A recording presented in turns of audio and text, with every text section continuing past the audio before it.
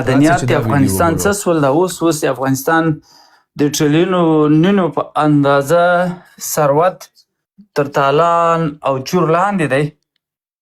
د افغانستان سره زر تر تالان او چور لاندې دي په ډېر بېرحمانه شکل باندې. خاورې د له لاسه ورکول کېدلو موضوع ده، د بفر سټیټ د بفر زون جوړېدلو موضوع ده، د افغانستان د وسلو موضوع ده. وسلې څه سوې؟ ولې د ټولو چړیانو په لاسو کې نن بیرته کلاشینکوفونه دي؟ M4 څه سول د افغانستان؟ رینجرې څه سوې د افغانستان؟ په دې باندې سړی وغږېږي. محسوس اوس په دا بدخشان کې کوم حالت تېر سوی ده، دا هلته چې د کوم تاسې ورسئ سرچ ولګوئ په هغه باندې. اوس خو معلومات ډېر اسانه سوي دي. د سرو زرو تر پروسس وروسته کوم ډول کیمیکلز په محیط کې پاته کېږي؟ د افغانیت خبره کوي او افغانیت په چا ګټي؟ په هیبت الله یې ګټي. نو دا خو ته ډېر په اسانه ورته ویلی سي چې هغه سړی خو ښکاره وایي چې زه اسکول پرېږدئ، اسکول مه پرېږدئ، اسکول مه پرېږدئ. نو هغه د اسکول چې څوک نه پرېږدي نو هغه په افغانیت څه پرېږدي؟ افغانیت خو تدریسیږي په سکول کې. د افغانیت خو د قوي کېدلو لاره یې، د ساتل کېدلو لاره یې دا ده چې ته به ماشوم په افغانیت روزې. هغه لګیا ده په نصاب کې تر د افغان تر کلمې او د ملي تر کلمې سره کرښه راتاویي او له نصابه یې حذفوي. او ته لعنتي دلته په هغه کې ناست یې په واشنګټن ډي سي کې او په بل ځای کې ناست یې، له دې ځایه لګیا یې په هغه باندې افغانیت ګټي. خو خبره دا ده خلکو غږېدل پکار دي، خو یوازې د دوی د افکارو او د دوی د بیهیویر په د څېړلو له لارې. دا نه چې موږ په دوی باندې شخصا تورونه وارد کړو. هغه کار چې دی که ولو که تورونه وي هم پې باندې د هغو نورې مجراګانې دي.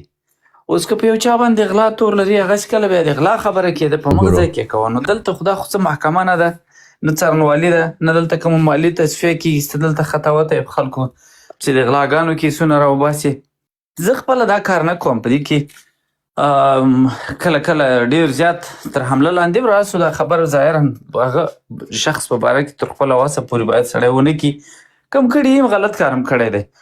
دلته چې دا کوم بحثونه کېږي په د سوشل میډیا کې دا بیا ډېر بې خونده غوندې سي په دې اعتبار ټول. اوس په دې کې بیا مشکل څه شی دی؟ که چېرته موږ په دوی پورې ونښلو، که یې چېرته په فکر پورې ونښلو، فکر خو یې په ټول ملت پورې تعلق لري، په 40 میلیونه انسانانو پورې تعلق لري. صحیح ده؟ که چېرته په ده پسې ونښلو نو دی خو په 40 میلیونو کې یو نفر دی که نه. بیا د دې معنا دا ده چې موږ به بس افغانستان قضیه به پاتې د ګوشتې او د دانګام او د اوس یې خاوره پاکستان ته ور پرېښودل کېږي، دا به پاتې. هیبت الله او د ده د اسکول خلاف توطیه به پاتې. ظلم، استبداد، جهالت، مرضونه، ناروغۍ، میلیونونه نور آفتونه دا به ټول پاتې. موږ به په 140 کسانو غږیږو او دا 140 کسان به هم داسې نه وي چې د دوی به یوه ورځ کیسه یې ور ختمېږي به بل ورځ به نور 40 راځي. نه، دا 3 کاله خو کېږي چې موږ په یو مردارخواره باندې لګیا یو. یو مردارخور دی د فهیم په نامه. نه څېره د انسان، نه اخلاق د انسان، نه ژبه د انسان، نه موقف معلوم. 10 وارې په خپل ځان لعنت ویلی. په یو ویډیو کې لګیا ده وایي څوک چې په اروپا کې ناست د طالبانو صفت کوي، د ده ښځه او د ده مور او د ده خور او داسې بدې ښکنځلې کوي. نو هغه سړي خو په خپل ځان ته خپله ښکنځلې کړي. نو ته اوس په ده باندې نور څه ویل غواړې؟ د ده نه اوس څه شی جوړول غواړې؟ دا اوس موږ دا 3-4 کاله په همدغه مردارخواره لګیا یو. تر دې مخکې یو بل مردارخور و، په هغه لګیا و. د فیضان په نامه تر هغه مخکې یو بل مردارخور و. دې وروره 40 میلیونه انسانان پاتې دي. تا دلته یو سړي پښو ته چنګک ته راچولی ده او ته له دغه سره پسې اخته یې. نو زموږ لپاره ښه خبره دا ده چې هر ځل یې بحث ته راسو کوشش وکړو اساسي موضوع راواچوو منځ ته او تفصیلي پرې وغږېږو. لکه دا نن چې د ښځو موضوع وه، یا د افراطیت موضوع ده، یا د عدالت موضوع ده، یا د فردي ازادیو موضوع ده، یا د افغانستان د ملي داعیې موضوع ده، یا لکه د خاورې د له لاسه ورکول کېدلو موضوع ده، د بفر سټیټ او د بفر زون جوړېدلو موضوع ده، د افغانستان د وسلو موضوع ده. وسلې څه سوې؟ ولې د ټولو چړیانو په لاسو کې نن بیرته کلاشینکوفونه دي؟ M4 څه سول د افغانستان؟ رینجرې څه سوې د افغانستان؟ په دې باندې سړی وغږېږي معدنیات د افغانستان څه سول دا اوس د افغانستان د ټریلیونونو په اندازه ثروت تر تالان او چور لاندې دی. د افغانستان سره زر تر تالان او چور لاندې دي په ډېر بېرحمانه شکل باندې. 3 کاله کېږي موږ دغه چغې وو خلکو ته چې وروره وطن به مو غار غار درته پاته وي. د پاکستان او د سب کانټیننټ دا اوس ولې داسې خالي ولاړ دي ګوګ ولاړ دي؟ په د هندوستان کې ولې معدنیات نسته او هغه نسته؟ ځکه نسته چې انګریزانو په کلونو کلونو دا ملکونه چور کړل، شیب کې پرېښي نه دي. دغه رقم به افغانستان هم سبا ته دغه رقم در پاته وي. سبا به ملک در پاته وي وروره خاورې به نه پکې. دا اوس یې ډبو او دغه کوم معدنیات چې له افغانستان نه ایستل کېږي دا ټول نان رینیوبل معدنیات دي، دغه دي ریسورسز دي، یعنې دا نوي کېږي نه. دا داسې نه دي لکه بعضې شیان چې دي تجدیدېږي. اوبه دي مثلا مصرفوئ له اسمانه بیرته راتویېږي، له بحره تبخیر کېږي، باران ته ځي، له بارانه بیرته په ځمکه راتویېږي. بعضې شیان چې دي اوس باد د انرژي ده، تولید په باد باندې د برېښنا تولید کړله، هغه برېښنا تولید دغه کېږي، رینیو کېږي. بعضې شیان دي نه رینیو کېږي. دا اوس دا معدنیات چې دي دا بیرته نه نوي کېږي، داسې یو وارې لوټ شول لاړل. البته د دې د لوټ کېدلو یو بل قیمت دی چې هغه ته محیطي تاوان وایي. تر دا اوس چې په دا بدخشان کې کوم حالت تېر سوی ده، دا هلته چې دا کوم تاسې ورسئ سرچ ولګوئ په هغه باندې، اوس خو معلومات ډېر اسانه سوي دي. د سرو زرو تر پروسس وروسته کوم ډول کیمیکلز په محیط کې پاته کېږي او دا کیمیکلز انسانانو ته څومره تاوان رسوي. د سرو زرو د معدنیاتو تر استخراج وروسته، د وسپنې تر استخراج وروسته څه ډول مواد او معدنیات په هغه سیمه کې پاته کېږي. یا مثلا دغه دوی څه وخت مخکې د ډبرو د سکرو د برېښنا خبره کوله. د ډبرو د سکرو برېښنا څومره محیطي تاثیرات لري.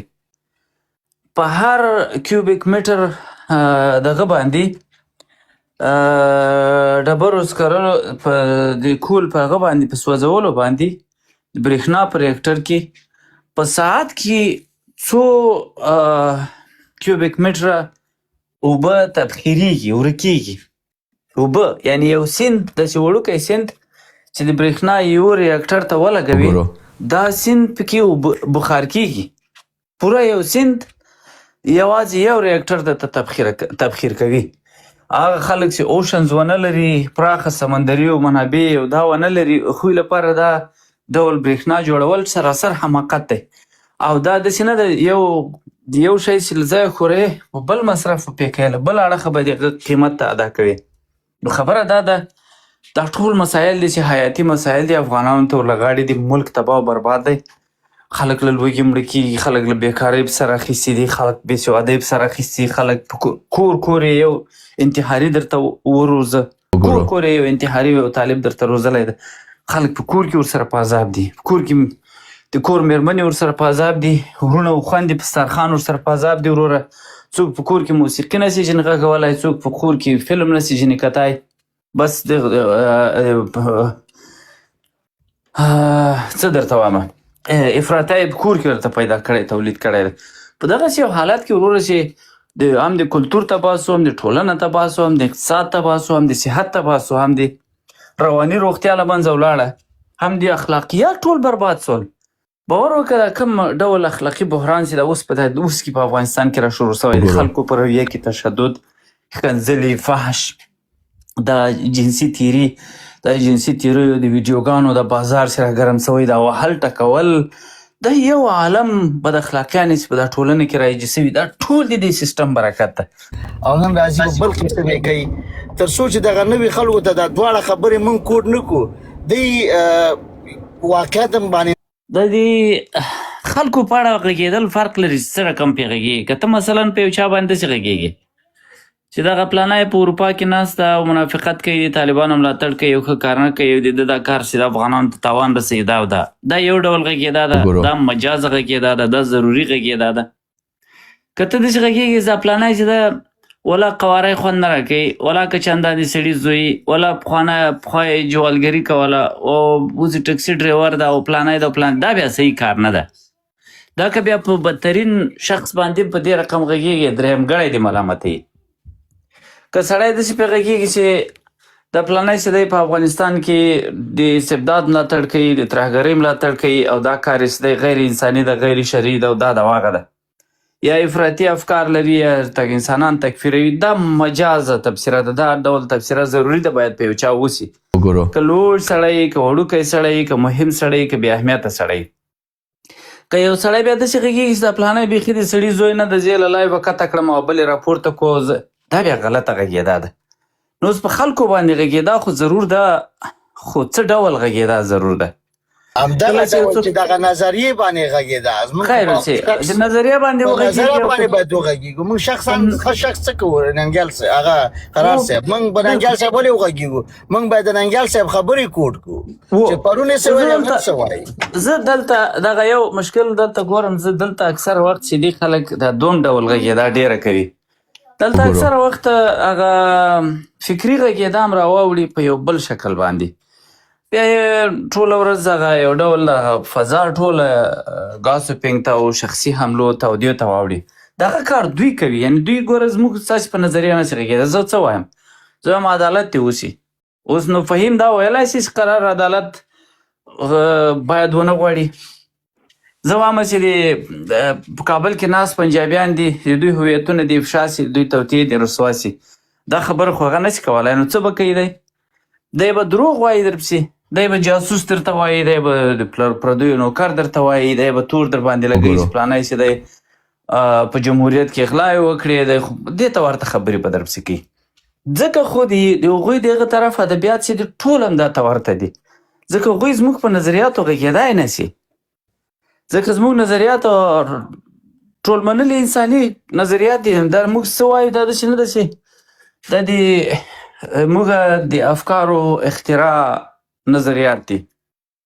دا زه څه وایم، ته څه وایې، دا ټول د یونیورسل انساني ارزښتونه دي.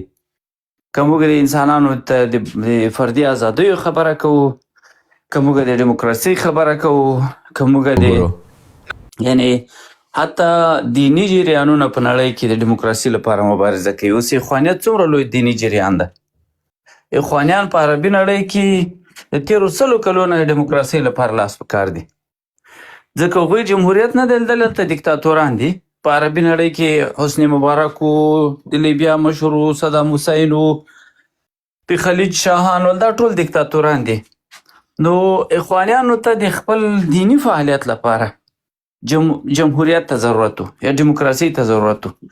هغوی یې په معنا پوهېدل چې یاره اوس په هندوستان کې مسلمانان ډېر د ډیموکراسۍ خبره کوي. دا اوس د دیوبند طرفدار خلک چې دي ټول د مودي په خلاف په همدې ولاړ دي چې مودي چې دا وایي د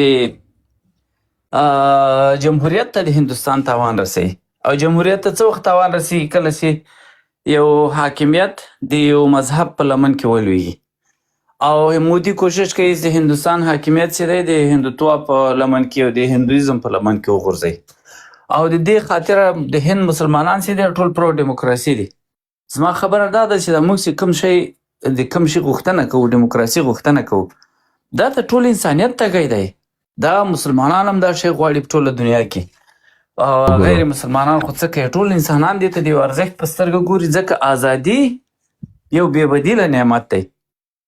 اوس خبره دا ده په دې باندې به زما مخالف څه وغږېږي، ورسره نه ننګیال په دې کې څه ویلی شي، نه یو بل څوک ویلی شي، نه یو بل څوک ویلی شي. نو دوی به څه کوي؟ بالعکس دوی به تا ته د کرنل زوی وایي، دی به تا ته میجر زوی وایي، دی به تا ته جاسوس وایي، دی به په تا باندې د غلا تور لګوي، دی به په تا باندې یو بل تور لګوي، سکنډلونه به درته جوړوي، دغه کیسې به کوي. زموږ له اړخه موږ ولې باید د دوی په اشخاصو ونه غږېږو؟ ځکه باید د دوی په شخصیتونو ونه غږېږو. د دوی په فکر کې کافي ډېرې خبرې موجودې دي. دوی چې کوم په سیاست کې کوم جک وهي، په دې کې تاسې 2 میلیونه تناقضات را برسېره کوای شئ. دا خو ټوله ورځ د خپل ځان جرحه کوي، خپل ځان خو کوي. سړی لګیا ده د افغان